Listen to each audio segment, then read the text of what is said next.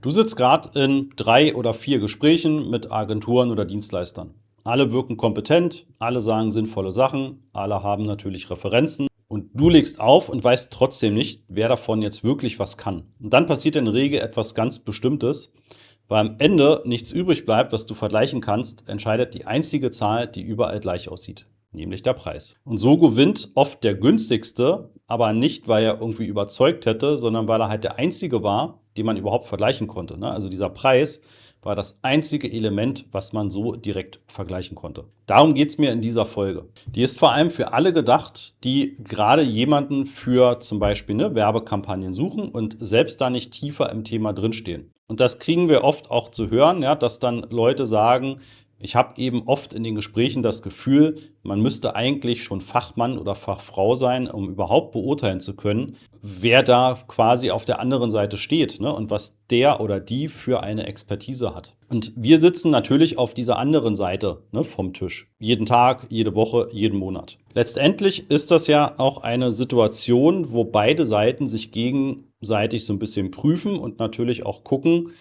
kann man da entsprechend eine Zusammenarbeit starten. Ne? Also nicht nur, dass du als potenzieller Agenturkunde natürlich uns sozusagen überprüfst und eben die anderen Dienstleister und ein Gefühl bekommen willst, was kostet das, was haben die für Erfahrungen, was können die mir bieten, was werden die Ergebnisse sein, sondern wir, also der Dienstleister oder die Agentur, guckt sich natürlich auch an, was ist dein Angebot? Ja, wie groß ist dein Unternehmen? Was wird dort angeboten? Wie viel Umsatz gibt es dort? Was wird schon an Werbekampagnen gemacht? Wie liefen diese Werbekampagnen?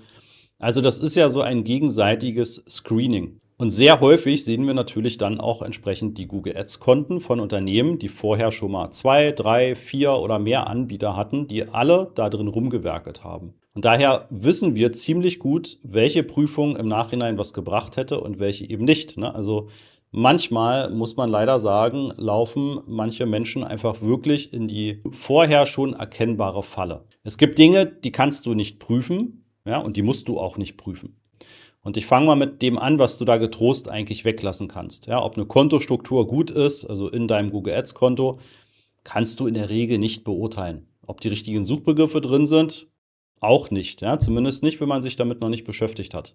Ob die Gebotsstrategie und die Kampagneneinstellungen zu deinem Fall passen, erst recht nicht. Und genau da gehen aber solche Gespräche ja meistens hin. Es wird technisch, es wird fachlich.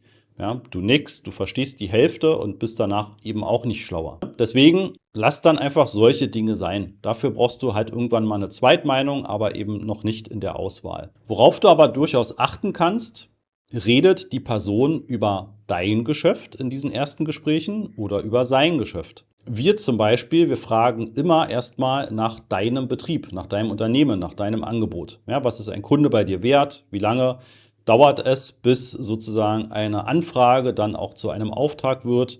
Wie viele Anfragen werden zu einem Auftrag?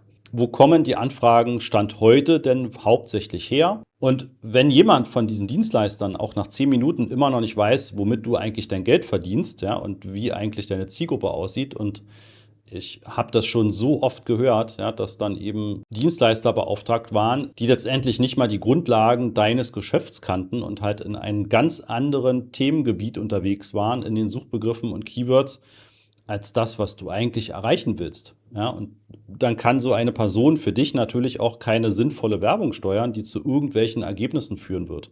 So einfach ist das. Und wer immer nur sagt, ne, ich kann dieses, ich kann jenes, da ist auch immer schon ein bisschen Vorsicht geboten. Ja, ich finde persönlich immer sehr viel spannender, wenn jemand von irgendetwas abrät, ne, also irgendetwas aus einem bestimmten Grunde nicht zu machen. Nehmen wir wieder jetzt das Thema Google Ads. Es gibt bestimmte Kampagnentypen wie Demand Gen oder PMax-Kampagnen, die sind halt nicht für jeden Kunden relevant, ja, und auch nicht sinnvoll. Kann man sehr schnell sehr viel Geld verbraten. Vielleicht kennst du das, vielleicht hast du schon mal mit einem Google-Ansprechpartner Gespräche gehabt und die wollen dir halt sehr gerne gewisse Kampagnentypen aufsetzen.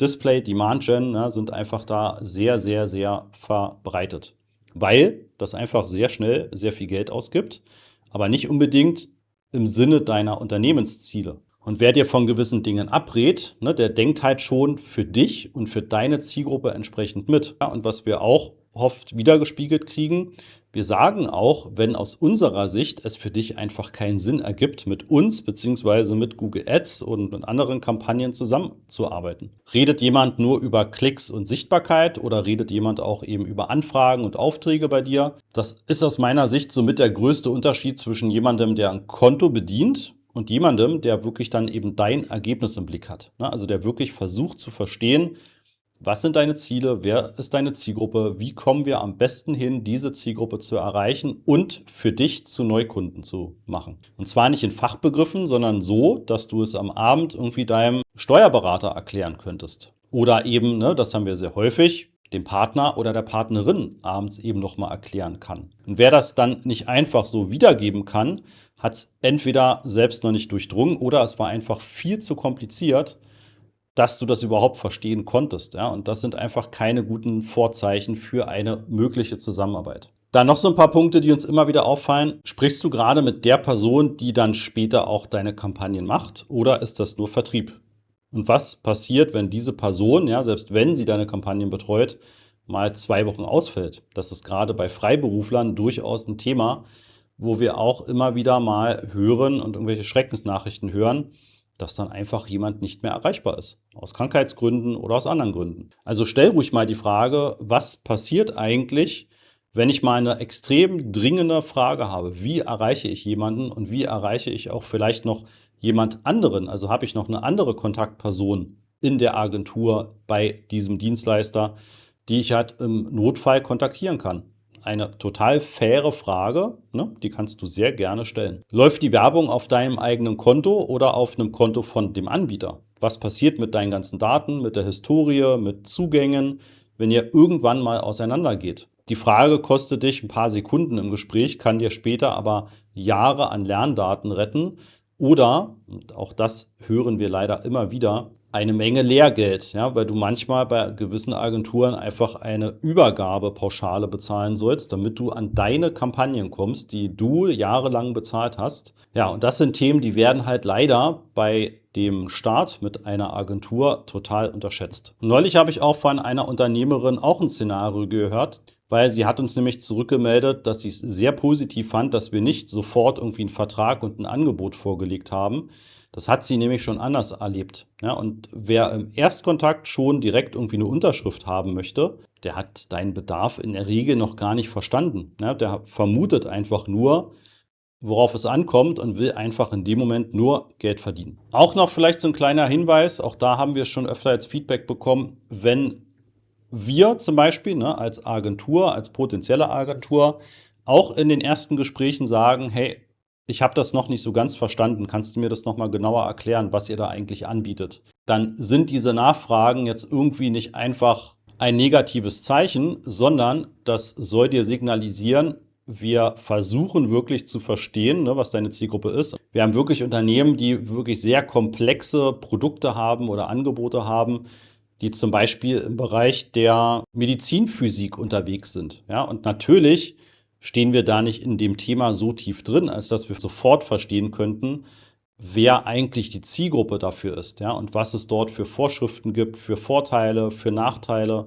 Ja, und natürlich fragen wir dann nochmal nach oder geben einfach zu, hey, da sind wir nicht tief genug drin. Und bevor wir jetzt irgendwelche Tipps oder irgendein Halbwissen schon irgendwie von uns wiedergeben, wie man das am besten bewerben kann, wollen wir da lieber noch tiefer reingehen oder, ne, was im Fall von Google und Meta auch nicht selten der Fall ist, vielleicht auch nochmal mit denen sprechen und einfach nochmal gucken, können wir, Stand jetzt, dein Angebot überhaupt auf Google und Meta bewerben? Auch das kommt nicht so selten vor. Alles, was mit Glücksspiel, Erotik, Gesundheit, ne, also auch Medikamente, Nahrungsergänzungsmittel oder auch politischen Themen zu tun hat, ist einfach verdammt schwer zu bewerben. Da gibt es in jedem dieser Bereiche verschiedene Richtlinien, ne, wenn man die einhält und wenn die Webseite soweit alles passt. Natürlich kann man dann auch Kampagnen schalten. Aber es gibt eben auch Themen, da wird man nie eine Kampagne live bekommen. Und deswegen ist dann eben auch nochmal so eine Aussage, hey, bevor wir dir da jetzt zu viel versprechen oder zu viel erzählen,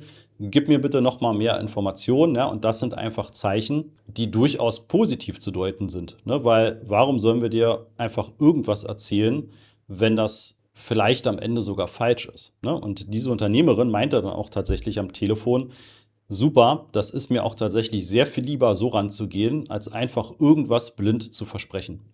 Wer auf jede Frage sofort eine Antwort hat, der hat in der Regel halt nicht mehr Wissen, sondern der hat ja so ein bisschen Mut zur Lücke. Also, falls du gerade mitten in so einem Auswahlprozess steckst, dann frag dich einfach mal, weißt du nach diesen Gesprächen mehr über dein eigenes Geschäft als vorher? Wenn du da das meiste dann mit Ja beantworten kannst, dann würde ich da durchaus weitergehen in den Prozess. Aber du musst eben das Handwerk nicht beurteilen können, ne? Diese fachlichen Themen oder wenn dir Fachbegriffe um die Ohren geworfen werden, das ist halt nicht dein Job. Ja, du beurteilst, wie jemand denkt, welche Fragen jemand stellt und wovon er dir auch abrät. Der Preis sollte niemals die erste Entscheidungsinstanz sein, sondern eigentlich die letzte Frage, ja, nicht die erste. Weil du weißt ja vorher gar nicht, was du dann überhaupt vergleichst. Wenn du gerne mal so ein Gespräch mit diesen ganzen Kriterien erleben möchtest, dann melde dich gern unter masterofsearch.de zu so einem Erstgespräch an. Wir gucken uns an, wo du gerade stehst, wo du eigentlich hin möchtest und wenn wir nicht die Richtigen sind, dann sagen wir das auch.